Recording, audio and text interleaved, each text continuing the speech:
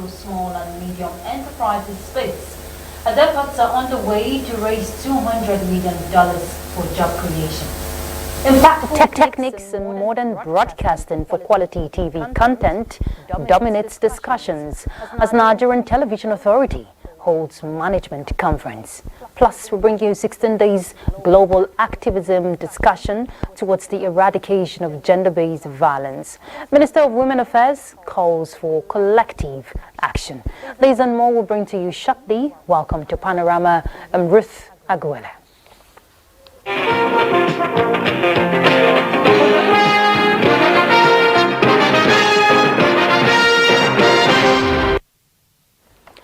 The federal government is determined towards enhancing small enterprises from the grassroots in line with poverty eradication programs. To this end, the Small and Medium Enterprises Development Agency of Nigeria, in partnership with Katsina State Government, organized Financial Empowerment Initiative for Rural Enterprises for capacity building on rudiments of starting businesses. Awal Haliru reports. And program through Small and Medium Enterprises Development Agency of Nigeria to assist in developing small businesses in rural communities. The beneficiaries drawn across rural areas in 34 local governments of the state were trained on various aspects of packaging and marketing of their products. This intervention from the federal government is intended to support some of the small businesses to be able to create employment and poverty eradication within the environment. The essence is to enable the nano business to be financially inclusive in the activity of the federal government. And what the program is all about is in 3 layers, which is about sensitization, capacity building, and provision of grants to the nano businesses. I also advise the participants to utilize the grant given to them efficiently so that their business can grow. We don't target rural areas. We want to at least reduce the poverty level to the barest minimum. The expectation is for the businesses to expand from nano up to medium and large enterprises. In Katsina, Awal Haliru, NTA News. Plans are underway by the federal government to raise $200 million to support job creation efforts and interventions in micro, small and medium enterprises space. In a statement by the Senior Special Assistant to the President on MSMEs and Job Creation, Office of the Vice President, Temitola Adekunle Johnson, the funds raised in collaboration with international philanthropic organizations and partners will be invested in key programs and projects that will create opportunities for employment across different target sectors and facilitate growth in the MSMEs sectors.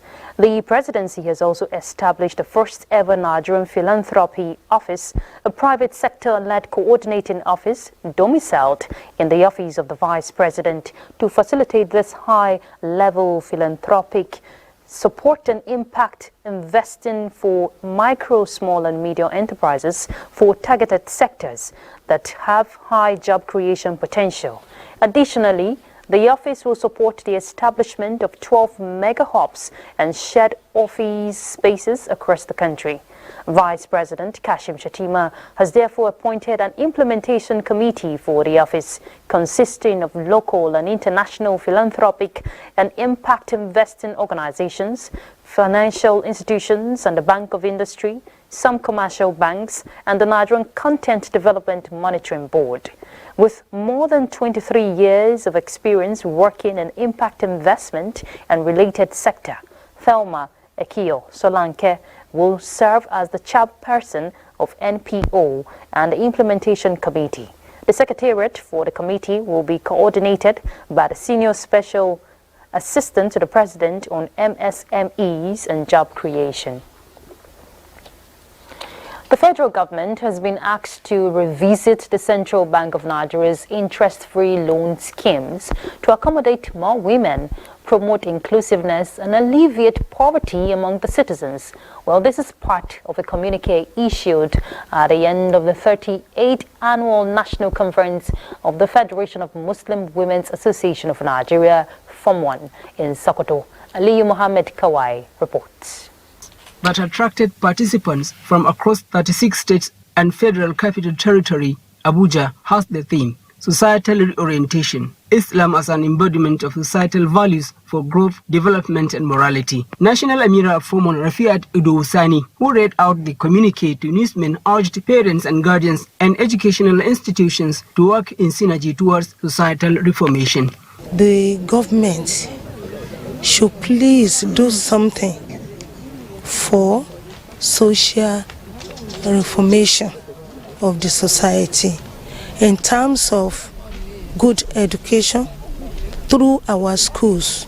The association appeals to President Bola Ahmed Tinubu to ensure the three arms of government collaborate to bring about good governance in the country. On the scholarly works of women in Sokoto Caliphate, the association suggests integration of their works into the curriculum of Nigerian schools. Participants in this year's conference described it as a success and commended the state government and Sultanate Council for their tremendous support to the peaceful and successful hosting of the event. I would rate it as a very, very successful conference. We've had the support of the government, we've had the support of the people of Sokoto, we've even had the support of the federal government. While in Sokoto, the former officials have paid courtesy call on Governor Ahmad Aliyu and homage to Sultan Muhammad Saad Abubakar at his palace in Sokoto. Aliyu Muhammad Kawai, NTA News. Minister of Special Duties and Intergovernmental Affairs, Zafanaya Gisalo, says more communities will benefit from the renewed hope agenda of the federal government through projects aimed at developing rural communities. Well, this was during the inauguration of water projects for some rural communities in Benue State. I will bring you full details in subsequent bulletin. The 2023 NTA Management Conference is presently ongoing at the Army Resource Center here in Abuja.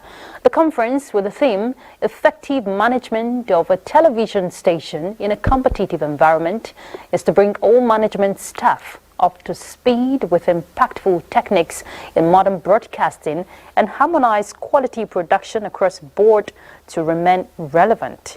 The interface has in attendance Minister of Information and National Orientation, Mohammed Idris, Director General, Nigerian Television Authority, Salihu Abdulhamid Dambos, Director General, Army Resource Center, Executive Directors, Directors of Directorates, Managers of NTA stations, and other management staff. Now, to achieve quality transformation and development at the grassroots, President Bola Tinubu's government will reinvigorate and accord more importance to traditional institutions in Nigeria.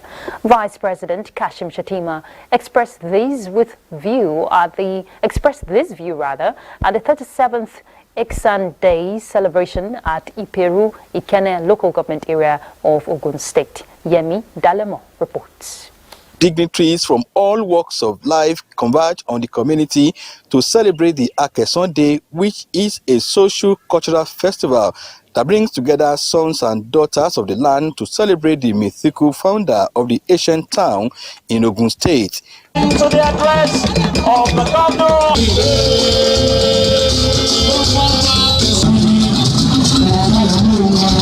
Vice President Kashim Shettima says Nigeria's multicultural diversity should be a source of strength because festivals like the Akeson Day are a rallying point for development. This festival serves as an opportunity to reinforce President Bola Ahmed Tinubu's commitment to giving priority to our traditional institutions in navigating the intricacies of our diversity.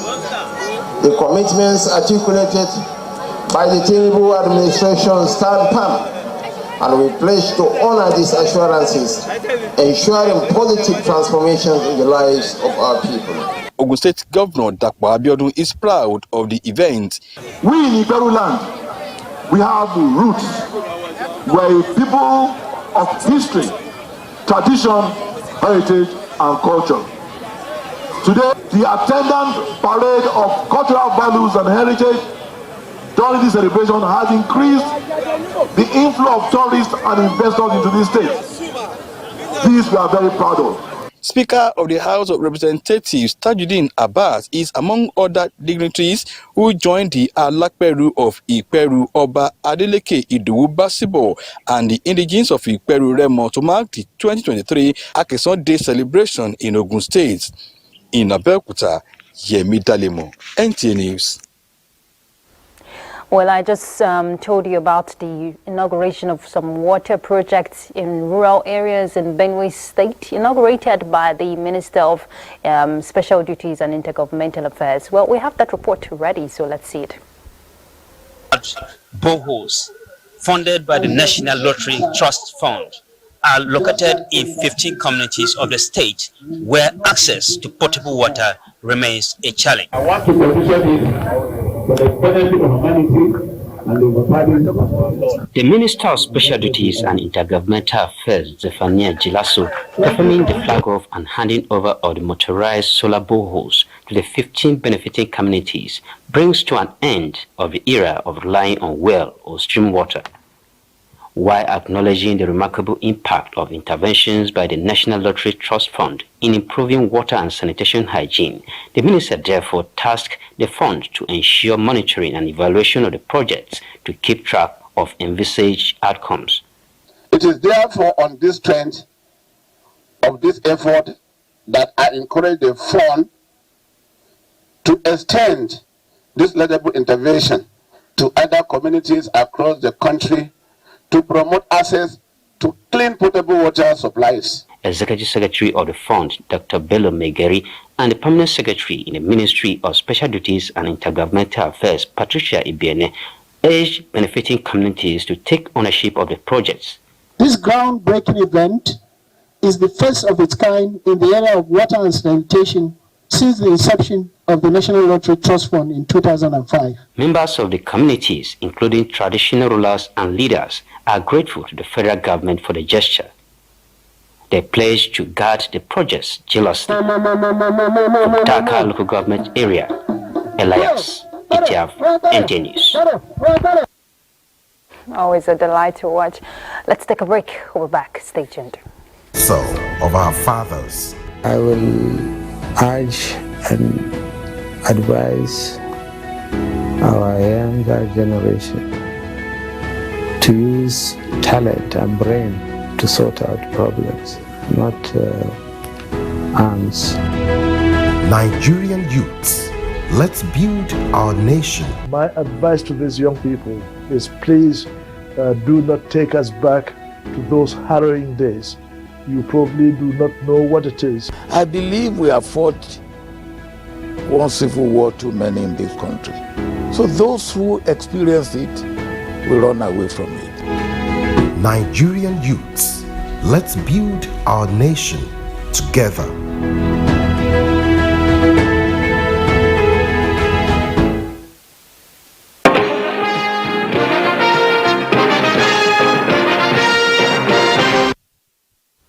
Welcome back. To fast-track the trial and prosecution of perpetrators of gender-based violence in Nigeria, the 36 state governors have signed a law to establish a mobile court across the country.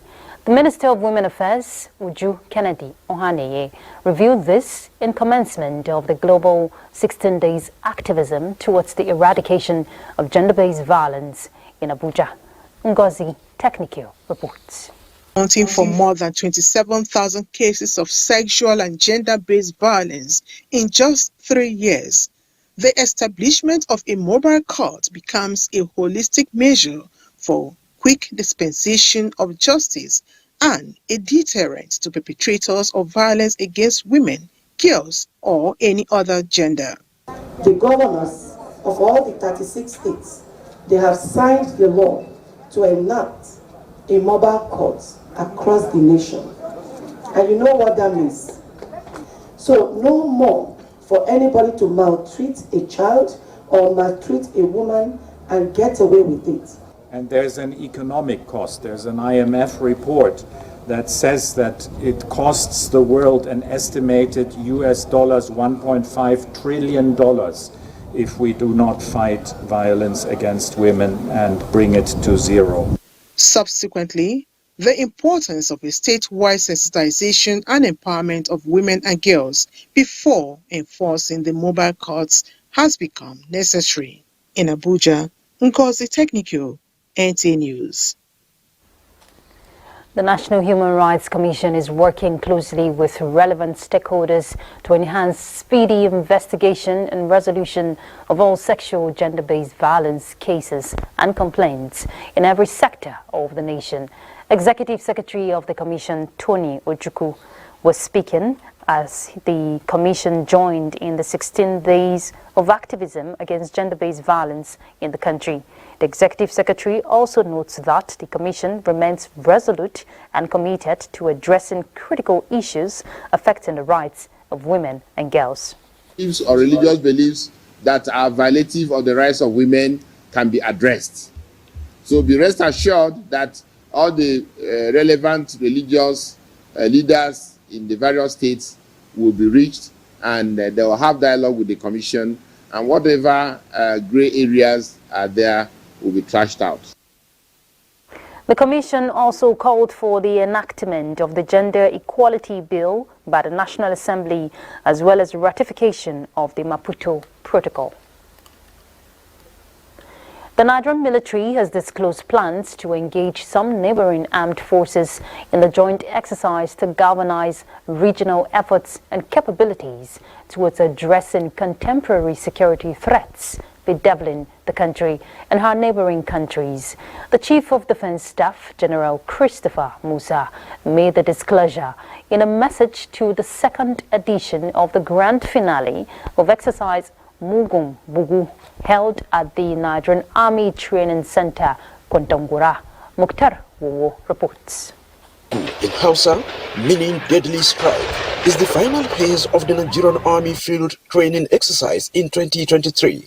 It is a combined arms exercise comprising personnel from the combat and combat support arms, as well as students from across the Nigerian arms training schools.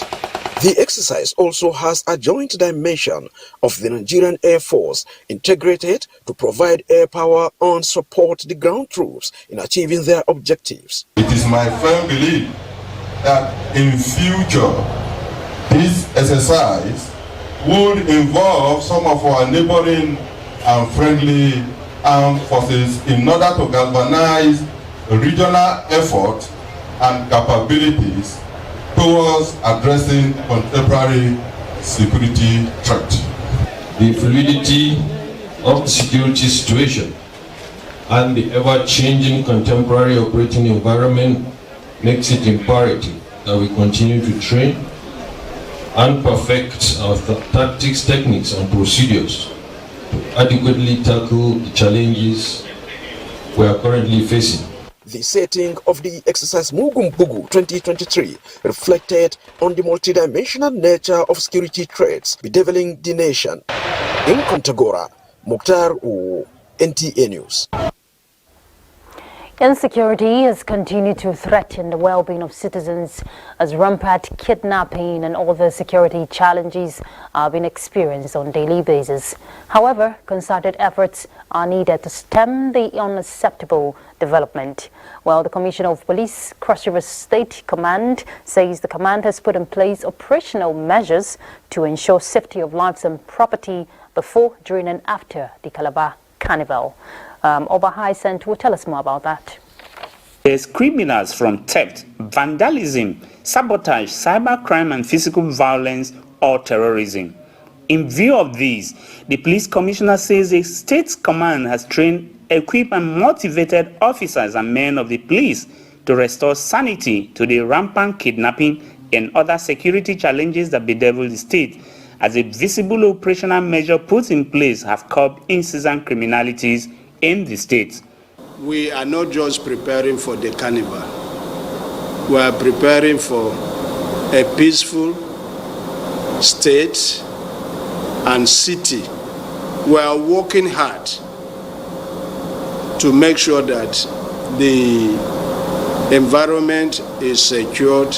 On the recent cases of aborted kidnapping and rescue of some victims, the commissioner lost the gallantry of the force operatives and role of community leaders and reiterated the importance of collaboration and community policing as a key component in reducing insecurity in any society. I want to commend members of the public, especially those who saw it wise that they needed to collaborate with the police to rid this crime. Their efforts yielded a lot. On the alleged adoption of APC chapter chairman of ICOM LGA and his son, the police commissioner says he is yet to be briefed by the area commander and will inform the public when the cause is clear. For a proactive work of security guards and law enforcement to be achieved, he urged the public to see the security agencies at their own and complement his effort to rid the state of all criminalities. In Calabar, Oba Hyacinth, NTA News. Authorities of the National Drug Law Enforcement Agency has raided a lounge in Osogbo, Osun State, where a night party organized for illicit substance abuse was going to hold, and arrested some of the organizers found with drug exhibits. The raid followed credible intelligence that some persons were going to hold a night party tagged Unholy Alliance for Stoners and Drunkards, where different types of illicit substances were going to be sold and consumed by patrons. After gathering at Berry Mist Lounge located at Ofatedo area of Osogbo for the party, NDLEA operatives stormed the party, arrested them and intercepted illicit substances. They also recovered 156 kilograms of cannabis sativa at Area 5 Forest Reserve, Ile-Ife. Arrests were also made in Ogun State, Ondo, Edo, Anambra, Ekiti, Kogi, and Lagos states. Commending the arrests and seizures, Chairman and Chief Executive Officer of the NDLEA, Brigadier General Mohammed Buba Marwa, urged officers and men in the states to remain vigilant and double their efforts, especially with the desperation of criminals to make money by all means as the Yuletide approaches. Right, let's bring you sports update. In the round of the matchday 10 games of the Nigerian Premier Football League, Lobby Stars maintained their impressive home record with a hard-fought 2-1 win against Shooting Stars at the Lafia City Stadium, while former Rangers International centre-back Ojikalu converted from the spot